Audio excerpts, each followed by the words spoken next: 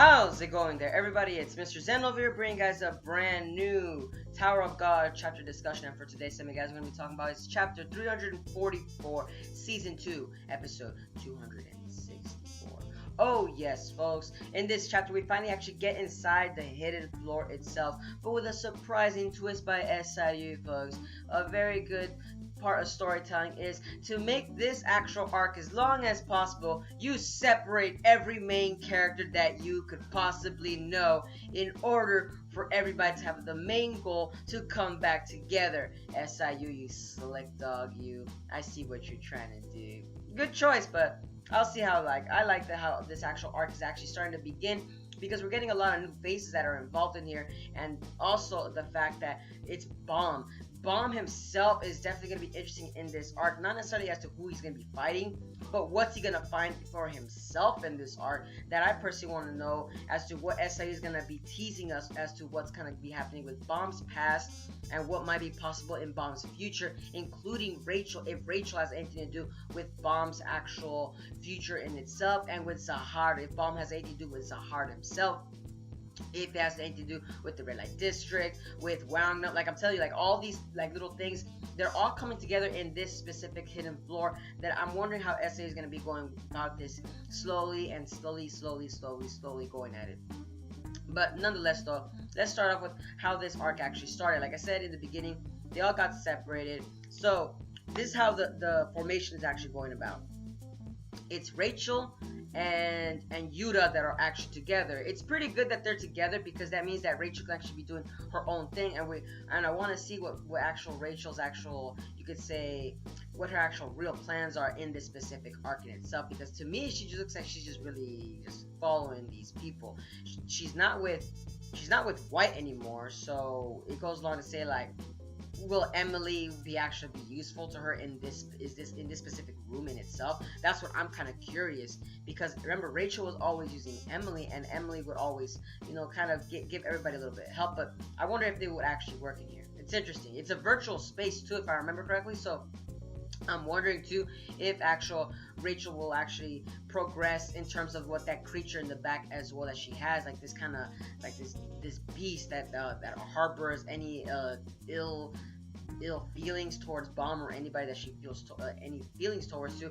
But the thing with Rachel as well is the fact that Karaka is in this arc as well. So Karaka wasn't shown exactly where he was landed at, so it might be that Karaka might have been, you could say, he could have possibly been transported with either Yuri or Wangnam, but Wangnam was by himself when they showed the panel. So it goes on to say that Karaka has to be with Yuta. Ooh, and that's gonna be interesting. That means that the system administrator for this specific floor, or the one in charge of this floor, will have to actually, try to take them apart, or at least have them actually show a little bit more about themselves, which I want to know what is going to be, you can say Yuri's actual involvement with Bomb's actual story involved with it. That's actually going to be interesting. And also Karaka, if it's going to be showing more of Karaka's actual past as well. I want to know more about Karaka too.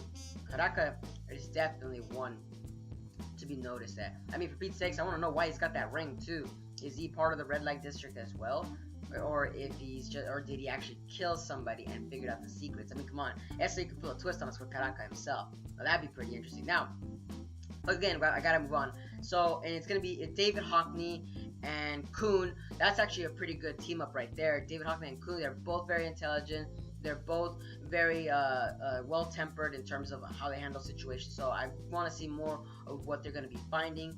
But it seems that they got eaten by this kind of giant beast that's inside this floor. But nonetheless, Rock is back, folks. Rock is back with Kun, and that's what I'm hoping to see. That is so interesting, because every time Rock comes out, he's the comic relief of every arc. But at the same time, Rock is also a very strong opponent too. He's in leagues with actual Kun himself, and not really, I wouldn't say Bomb anymore, but in terms of like support character for Bomb, he's very perfect for Bomb and Kun. And that's the thing I love about them, is the fact that they're able to actually put Rock back in this arc. And I'm wondering what Rock's role will also be in this specific arc as well, as in terms of what he's gonna be doing in this arc. Not only as a comic relief, but I mean, we gotta see more of Rock as a character grow. He hasn't really been growing at all. Every time he does grow, it's always off panel, which I kind of hate, because we always see all the other main characters growing during the panels, but Rock is always like, okay, he's gonna work out,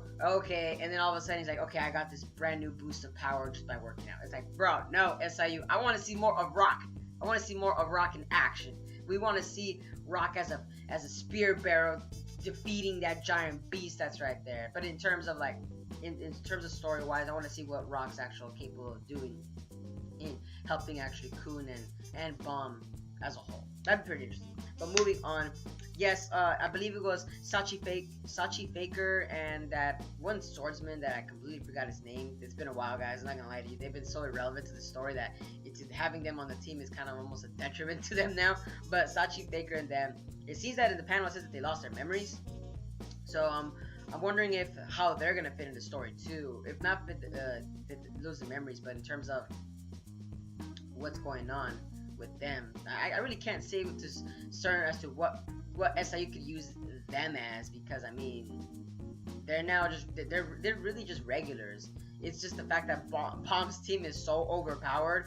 I mean, he's got freaking a princess. He's got Rachel with the overpowered beast. He's got Kun, Rock. Oh man, yeah. That's all he really needs. Doesn't really need much more than that, but he does need the others like scouts. You know, he needs fishermen, he needs way control, like he needs all of that. But like I said, with Sachi Faker, I wonder how he's gonna be working with this arc. He's slowly been kind of being teased out, so let's see how that goes. Now, the juice of this arc is involved with this mirror. This scale that has a mirror, and this scale is basically showing everybody that I've been talking about, as in terms of what they're actually, like you could say, what's going to happen to them in the future. It's showing them a glimpse of their actual future itself as well. And it's crazy because for Bomb, it didn't have anything for his past. So it's crazy that the fact that Bomb had to actually go on a lockdown. And you know what's crazy about it?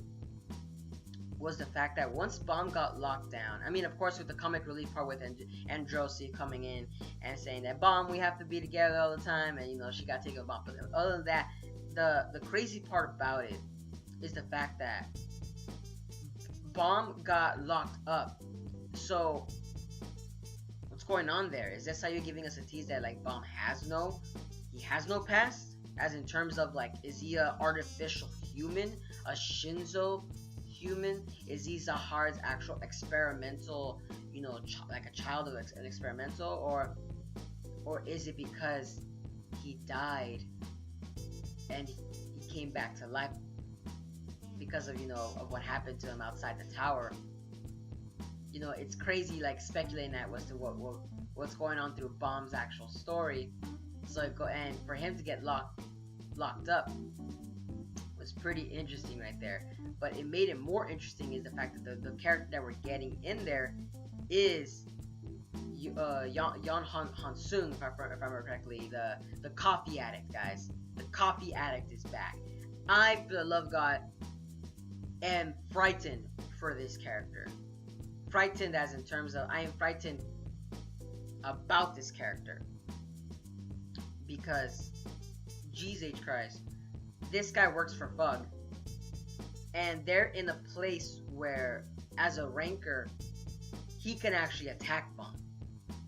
I mean, they could attack people in general, but I'm saying because he's in a place where it's like no holds barred game. Whoa. I wonder what he's gonna do with Bomb. Is he gonna test his skills again? Is he gonna see how far he's grown?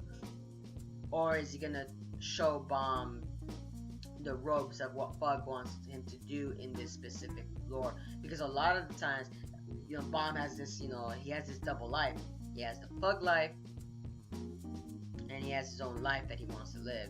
And most of the time, the Bug life is always overcompensating his regular life of him trying to just climb the tower in his own sake. So the bug life, it's all about that bug life, bro. About the bug life. That's the thing that's gonna be interesting, because I'm telling you, Johan Soon, he's a very crafty fellow. He's crafty to the point that like he manipulates people, and I want to know why he wants to. Not why. I want to know what he's gonna do with Bomb in this specific arc in terms of like seeing Zahard's past self when they were training in the revolutionary train. But that's crazy. Are we gonna actually see Zahard's actual weaknesses involved within? If it's so, that'd be pretty interesting. Seeing it in the hidden floor, man. This is intense, folks. This is freaking intense. And not only that, too, with Johan Soon, it's crazy because with that mirror. I'm kind of speechless, like with what's going on with Fug. Like they got 2 Fug members inside this freaking floor.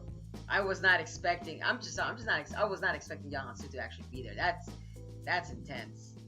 Oh man, that's just freaking intense right there, folks. Man, but I would say I think that's about it for this specific chapter, you could say. There's I'm trying to remember if there's anything else that I might have missed. I'm trying to remember. No, I think that's about it, right? Yeah. But let me know down in the comments if I missed anything in this specific chapter, folks. Let me know down in the comments as well. Oh, that's right. The King's Cradle. It was with Wangnam. That's the thing that I was kind of going with. What do you guys think of the King's Cradle? What did they mean by that? What was that about?